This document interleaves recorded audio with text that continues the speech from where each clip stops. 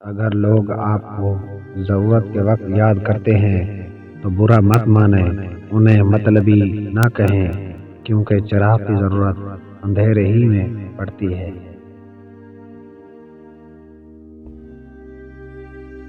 پرندے اپنے پاؤں اور انسان اپنی زبان کی وجہ سے جال میں پھنستے ہیں۔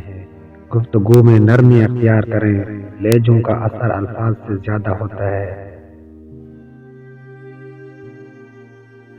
عزت ایک مہنگی چیز ہے، اس کی امید سستے لوگوں سے نہ ہی کریں تو بہتر ہوگا۔ اگر آپ اپنی برائیوں پر قابو پانا چاہتے ہیں تو سچ بولنا شروع کر دیں۔ کسی کا برا چاہنے سے پہلے یہ بھی سوچ لیں کہ آپ بھی اس دنیا میں ہی رہتے ہیں۔ اس آدمی کی عزت کرو جو تمہاری عزت تمہاری غیر موجودگی میں کرے۔ مسکراہٹ اور معذرت رشتوں کو مضبوط کرتی ہے۔ معاف کر دیا کریں، آپ کو بھی تسکین ملے گی۔ صرف دو لوگ آپ کو سمجھ سکتے ہیں، ایک جو آپ جیسے حالات سے گزرا ہو اور دوسرا جس سے آپ سے محبت ہو۔ جو لوگوں کا درد محسوس کرتے ہیں وہ کبھی دوسروں کے درد کی وجہ نہیں بنتے۔ بدلہ لینے والوں سے مت ڈرو، معاف کرنے والوں سے ڈرو، کیونکہ ان کا بدلہ اللہ لیتا ہے۔ زندگی میں دو لوگوں سے دور رہنا، ایک مصروف اور دوسرا مغرور، کیونکہ مصروف اپنی مرضی سے بات کرتے ہیں اور مغرور اپنے مطلب کے لیے یاد کرتے ہیں۔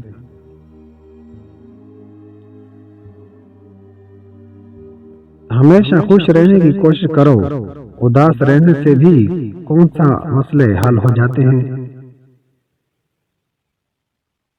تمہاری وجہ سے کوئی اگر بے سکون ہو جائے تو یاد رکھو کہ تم ظالموں میں سے ہو۔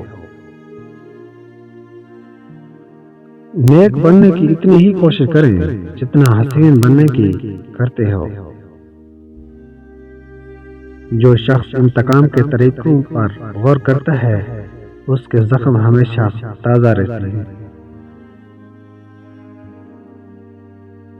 بڑا کام وہی شخص کر سکتا ہے جو خود کو چھوٹا کرنے پر راضی کر لے۔ جب انسان خاموش ہو جائے اور اپنے حق کے لیے بھی نہ بولے تو سمجھ جاؤ اپنے اندر بہت کچھ دفن کر چکا ہے۔ لوگوں پر 3 احسان کرو، نفع نہیں دے سکتے تو نقصان نہ دو، خوش نہیں کر سکتے تو رنجیدہ مت کرو، تعریف نہیں کر سکتے تو برائی نہ کرو۔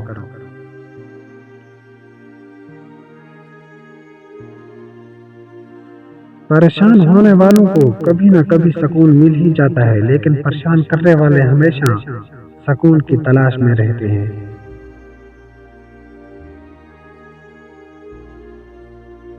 جیسا سلوک تم مخلوق سے کرے گا ویسا سلوک اللہ تیرے ساتھ کرے گا۔ ہم اتنا زور اپنے آپ کو درست کرنے میں نہیں لگاتے جتنا زور دوسروں کو اپنے سے زیادہ غلط ثابت کرنے میں لگاتے ہیں۔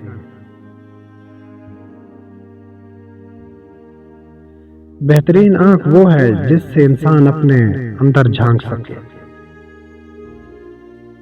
جب انسان اپنے اندر موجود ہستی سے گفتگو کرنے لگتا ہے تو دوسرے لوگوں سے بات کرنے میں کافی حد تک کمی آ جاتی ہے۔